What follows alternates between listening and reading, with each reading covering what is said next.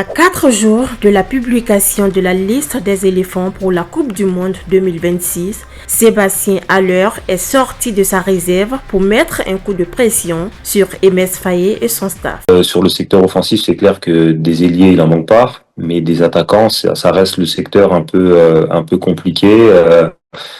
Tout le monde n'est pas forcément en réussite. Il y a aussi des nouveaux arrivants, donc va falloir qu'ils réfléchissent à son choix, enfin qu'il réfléchisse parce qu'il n'est pas tout seul et voir comment ça peut le faire. Je pense qu'il connaît aussi ma position, tout le monde la connaît. Moi, je me prépare à 10 000% pour y être.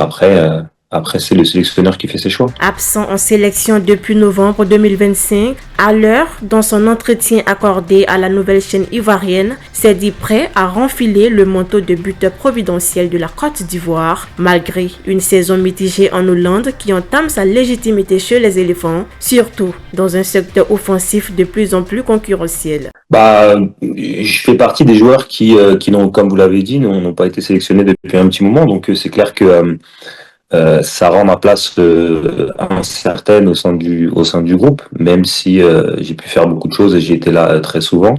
Tout est possible, ça reste une liste de la Coupe du Monde et je pense qu'il faut aussi avoir une certaine légitimité à faire partie de ce groupe. Et je suis pas quelqu'un qui va essayer de s'imposer ou de dire que telle personne doit faire telle chose, mais je me tiens à la disposition. Donc voilà, tout est possible et chacun voit les choses à sa manière. Emerse Faé annoncera sa liste pour la Coupe du Monde le vendredi 15 mai prochain au journal de 13h de la radio-télédiffusion ivoirienne.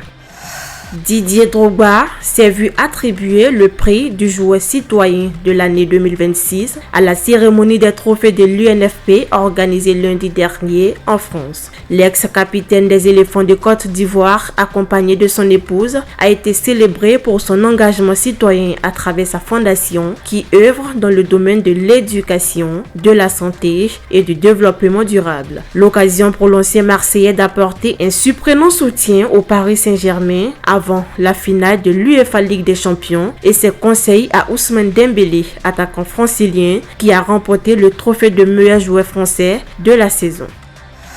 Plus aucune journée du championnat national ne passe sans des plaintes au sujet de la prestation des arbitres. Le lundi 11 mai dernier, c'était au tour du FC Mouna de pousser un coup de gueule après le nul 1-1 concédé au stade municipal de Bingerville face à l'ES Agboville en clôture de la 28e journée de la Ligue 1 Lunassi. Et cette fois, c'est le président de la FIFA, Yacine Idriss Diallo, qui a été directement interpellé. Je pense que vous-même vous avez assisté au match, comment ne pas être déçu. Donc c'est l'arbitre qui décide qu'on perde ce match, parce que moi, face à Covid, dans ce match-là, je perds le match. Et ça, c'est l'arbitre qui décide ça. Comme je le disais tout à l'heure, c'est dommage, c'est quand même dommage, parce que je pense qu'il y a une seule personne qui peut réagir que ça cesse, c'est le président Idriss. Bon, peut-être qu'aujourd'hui, il s'en fout un peu du football local, mais il faut qu'il réagisse, parce que c'est lui seul qui peut arrêter ça. En tant que président, il faut qu'il prenne des vraies décisions, parce que là, ça devient catastrophique.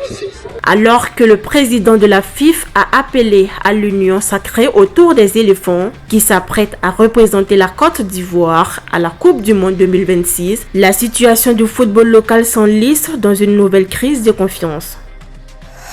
Ils étaient 295 athlètes samedi dernier, tous grades confondus, à prendre d'assaut le gymnase de l'INPHB Centre à Yamoussoukro en vue de participer au training camp organisé par la Fondation Cheikh Cissé. Durant 3 heures, les participants ont revisité les échauffements adaptés à l'entraînement, les techniques de base, les techniques intermédiaires et les techniques de pointe achevées par des séances de simulation de cas pratiques. Un moment d'apprentissage et de renforcement de capacités aux côtés du double médaillé olympique Cissé Cheikh Salah Junior qui a pris fin par la remise d'un important lot de matériel d'entraînement de taekwondo d'une valeur de 3 millions de francs CFA à tous les clubs participants.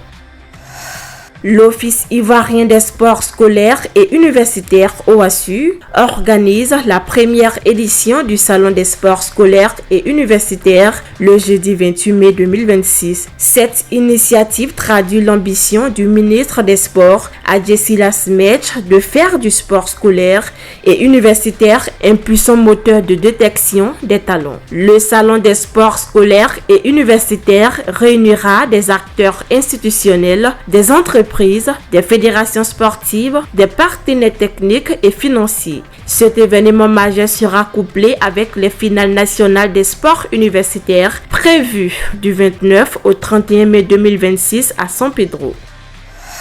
Le français ne lui colle pas à la langue comme le ballon lui colle au pied. C'est l'histoire de Michael au lycée dans la zone du flash interview des trophées de l'UNFP. Ambiance. Félicitations Michael, qu'est-ce qui représente ce trophée pour toi? Merci. Oh putain. On est live? Are we live? Non, c'est pas live. On peut refaire? C'est sûr, on aime ses contrôles de balles plus que son maniement de la langue de Molière. Merci à tous pour votre attention. À demain pour un nouveau tour de l'actualité sur Sport Ivoire TV.